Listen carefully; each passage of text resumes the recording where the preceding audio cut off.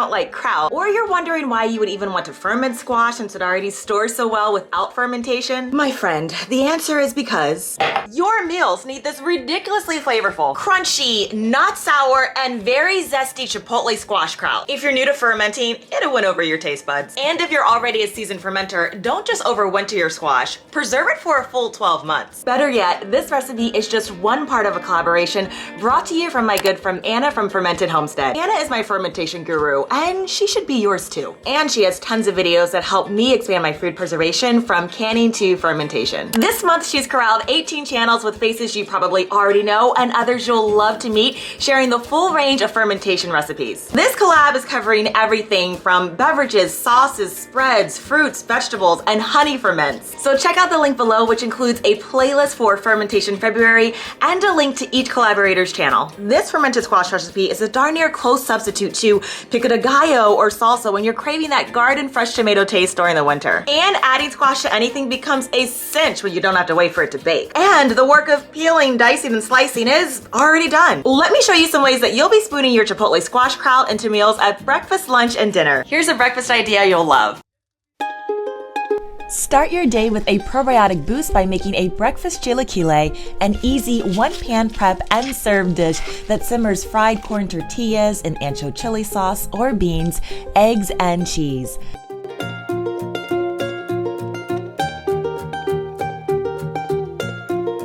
After stovetop assembly, move it to the oven and bake for a few minutes, then serve it with a bit of guac and top with your Chipotle fermented squash kraut. I cannot tell you how fresh tasting this kraut is because it truly lends that salsa flavor and vibrancy. Set your breakfast pan and a jar of this on the table and breakfast is served. If you don't even tell your family or friends this is fermented, they won't even know. Hey, sometimes you gotta do what you gotta do. But after they taste it and fall in love with the smoke and the heat and the sweet, please tell them that it is, because that look is priceless. A homemade bowl of shrimp and grits is one of my favorite weekend indulgences.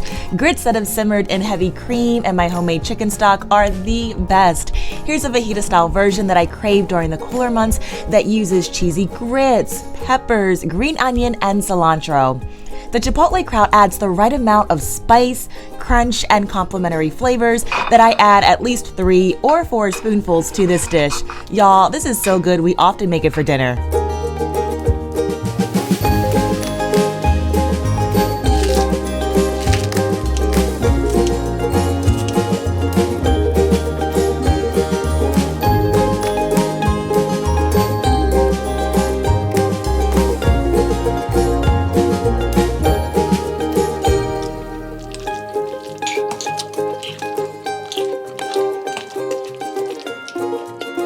Now let's move on to lunch. This cheese dip comes with a warning because you're going to love it just that much. And what truly makes it taste amazing is actually the fermented squash. I'll often whip up a quick cheese sauce to serve with nachos as a guest appetizer or quick snack, and since I love finding ways to add ferments to almost anything, I paired this zesty fermented kraut with this cheese sauce, and y'all, it's been a hit ever since. Think about it, the smokiness from the Chipotle seasoning plays all too well with cheese, and when served at room temperature, you still get the benefits of the probiotics. This nacho platter is sure to be one of your easy go-to signature snack platters too.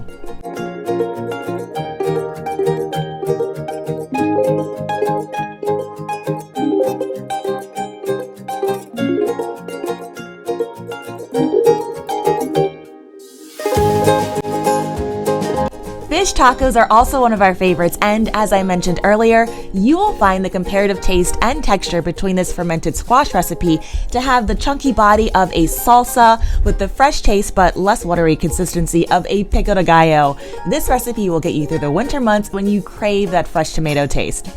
Those are just a few of the ways that I find myself using this Chipotle squash kraut. And if you're curious about continuing to learn how to prepare fermented foods and use them in everyday meals, definitely check out the Fermentation February playlist. You'll get tons of ideas and inspiration, and be sure to check out Anna from Fermented Homestead. She regularly shares live fermented cooking tutorials and is a wealth of knowledge. If this is our first time meeting, hi, I'm Cassandra from the blog becomingafarmgirl.com. I'm here to help you start canning and preserving your own ingredients right at home and show you ways to use your home canned pantry and meals your family will love. Now it's time to dive straight into the recipe, but don't worry about writing anything down. The link to the printable recipe is below. And if you're a returning friend that enjoys my canning and fermentation videos, you can automatically get the video, recipe, full blog post straight to your inbox each time I post a video. Now, it's strictly the recipe where I go a bit more into depth about things. It's not a newsletter. In the description box, I also have a free fermentation cheat sheet that you can print and keep in your kitchen binder. And if you've already signed up, you have everything in your inbox right now. Now, you'll see me in a couple minutes when we come back to talk about fermentation safety, the recipe, and a few other tips. Now, let me show you how to ferment your squash.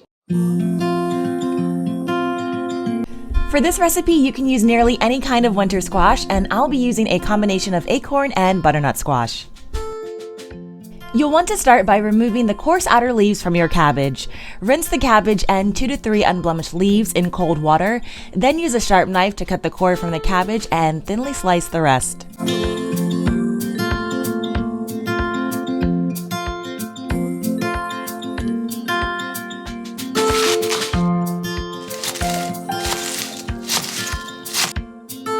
Add salt to taste, but at least 2.5 tablespoons. Ideally, the best salt to use for ferments is an unprocessed salt that still has its complete profile of minerals, which is why I choose to use Redmond real salt, but you can also use pickling or canning salt. Massage the salt into the cabbage with your hands. Within minutes, your cabbage will soon look wet and limp. Let this stand covered for 45 minutes. Now let's get to the squash. After peeling, use a cheese grater or food processor to shred your squash.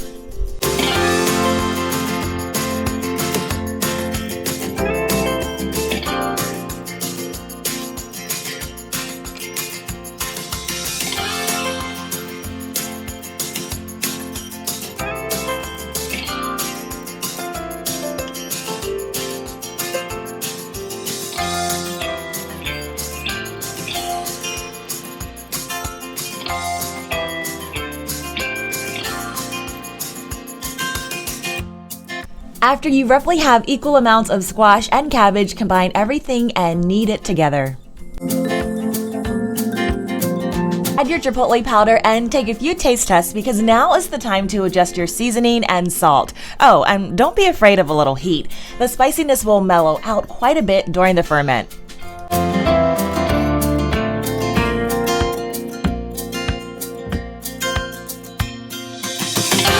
If you're relatively new to fermenting, I go into depth and share more recipes and basic fermentation tools that keep the process quick and safe in my How to Ferment video. I'll leave that link below.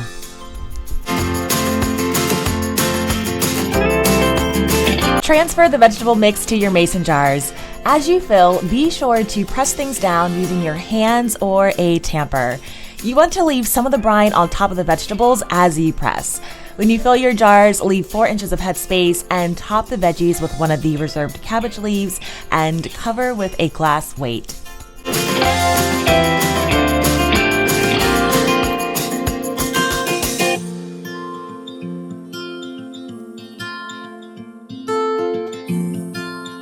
While we want our ferment to be delicious, it also needs to be safe. As such, this and all of the fermentation recipes I share are from approved preservation authorities like the U.S. Department of Agriculture, the National Center for Home Food Preservation, and companies like Ball and Bernardin. The recipe that I'm sharing with you today is one that I adapted from my favorite fermentation recipe book, Fermented Vegetables, Creative Recipes for Fermenting 64 Vegetables in Krauts, Kimchis, Brine Pickles, Chutneys, Relishes, and Pastes by Kristen and Christopher Shockey. I've raved about this book in my previous fermentation videos. And if you enjoy colorful, step-by-step, easy-to-read recipes that not only tell you how to ferment, but the science, history, and methods behind it, this book won't disappoint. This and all the fermentation tools you see me use are in the description box. I'm gonna look down at some of my recipe notes, but here's what you need to know before you make this recipe. So winter squash is a pretty extensive category because some are considered squash and others are pumpkins. For this recipe, you wanna stick more with the dense, sweet meat varieties like acorn, butternut, Hubbard, kabocha, and turban squashes. But if you're using pumpkin, stick with Cinderella, red curry, and rojitan. Ooh, this is pretty important too. So if you grow your own squash, ferment them early in the storage cycle because they'll continue to soften even in cold storage. So this is important because if you wait until too late in the winter to use them, you may be disappointed with the texture of your overall kraut. But if you're using overwintered commercial kraut, you'll have a bit more flexibility because these crops have already been stored under refrigeration. There's no getting around that peeling squash is difficult, so this is not the job for your ceramic peeler. Save yourself the frustration and likely a broken peeler by opting to use either a sharp paring knife or a carbon steel vegetable peeler with a very sharp blade instead. All right, those are all the recipe tips that I have for now. Be sure to check out the coordinating blog post. Now let's get back to fermenting our squash. Place your ferment jars on a baking sheet or in a bowl to ferment out of direct sunlight for 7 to 21 days. You can start the taste test on day 7. You'll know it's ready when it's pleasingly tart and pickly tasting without the strong acidic vinegar tang. This kraut will keep refrigerated or in cool storage for 12 months.